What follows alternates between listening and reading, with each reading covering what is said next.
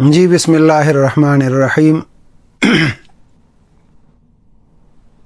جهاد د الله یو فرض حکم دی، څنګه چې مونځ فرض دی، روژه فرض ده، حج فرض دی، زکات فرض دی، دقسې جهاد هم فرض دی.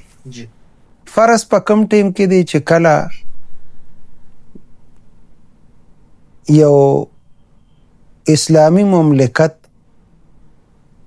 هغوی خبره څوک نه مني، اسلام نه قبلوي، د الله وحدانیت طرف ته نه راځي، نو هغوی ته حکم دی چې تاسو ورشئ، لکه ستا د خبرو کې دغه خبره وشوه، دغه علاقې ته ورشئ او هغوی ته د اسلام دعوت ورکړئ چې زمونږ دا میشن، زمونږ دا اسلام، زمونږ دا دین دا قبول کړي. که قبول یې که خو فبها، او که نه قبول یې نه که، نو بیا هغوی ته حکم دی چې تاسو زمونږ بالادستی ومنئ.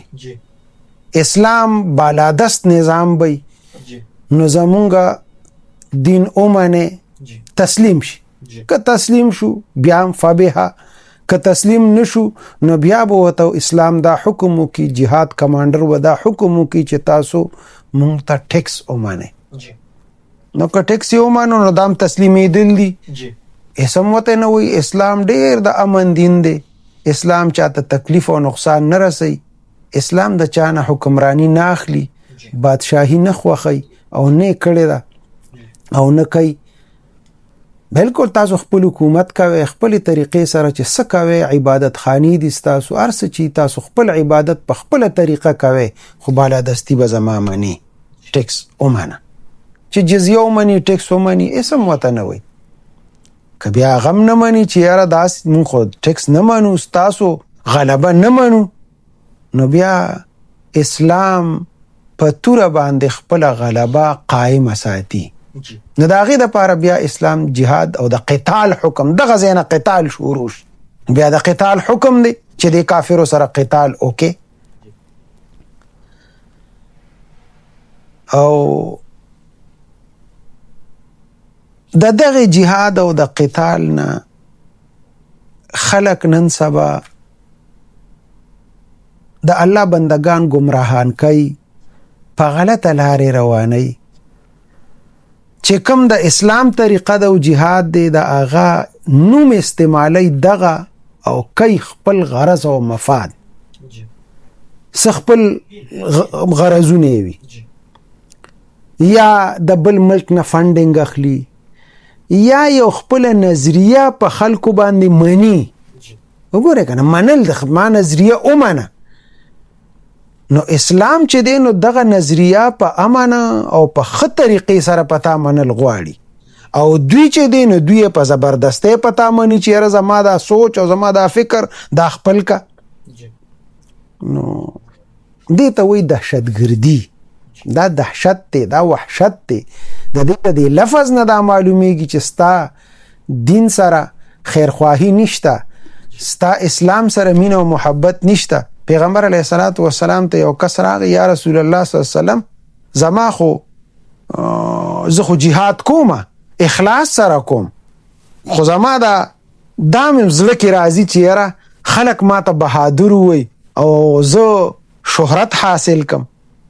نو پیغمبر علیه الصلاة والسلام ورته وفرمایل چې دا جهاد نه دی، ځکه ستا نیت کې فرق دی، ستا نیت دغه نه دی. او یو حدیث، هغه اوږد حدیث دی چې الله به یو شهید رو غواړي، هغه ته به ووایي چې تا څه کړي دي، هغه به وایي یار الله خدا یو جان و دا مې د الله په لار کې ورکړه، دا قرباني مې کړې. هغه به وایي تا خو د دې دپاره کړې وه چې ما ته خلک بهادر ووایي، نو بهادر خلک تاسو ته ویلي دي، اوس یې جهنم ته وغورځوئ.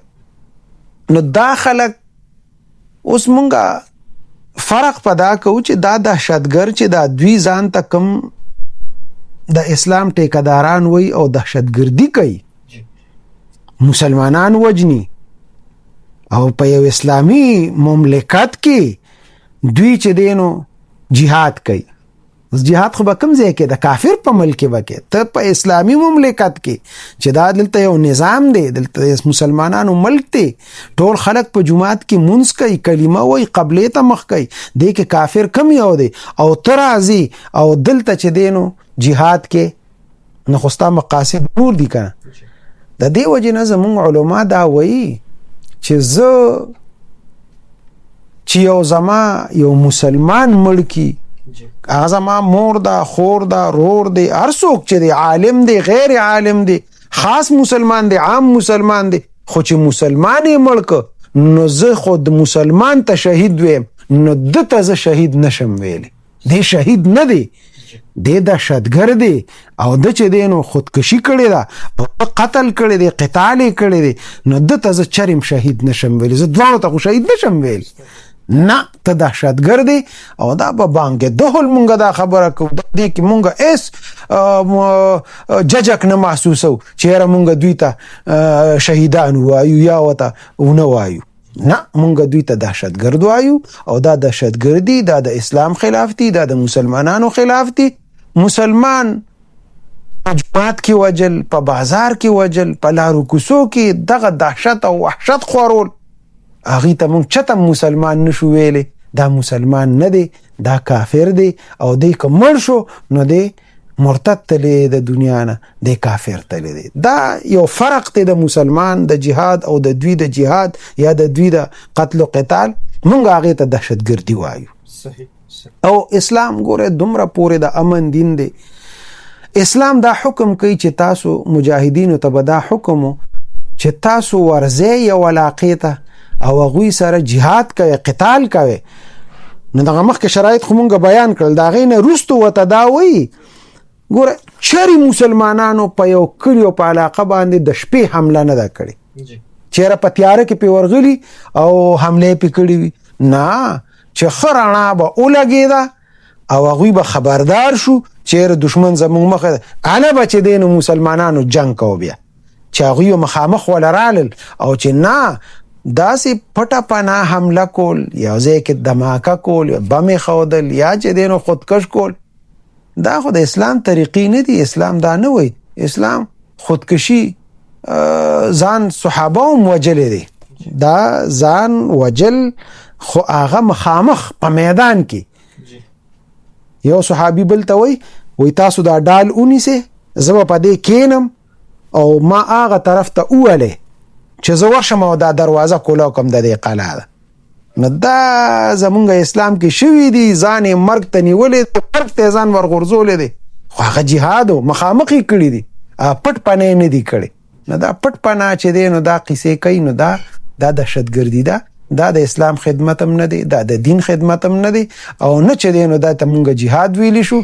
جهاد چې دا مونږ کوم بیان که دا جهاد دی، دغې ته چې دی نو اسلام ډېر لوی فضیلت هم ورکړی دی او کم مرتبه چې الله شهید له ورکړي دي یا جهاد په لار کې کم فضایل بیان شوي دي، هغه د دغې طریقې سره دي. د دوی دا چې کومه طریقه ده دا د اسلام خلاف ده، بلکې دا د انسانیت خلاف کارونه کوي چې دا دهشتګردي کوي.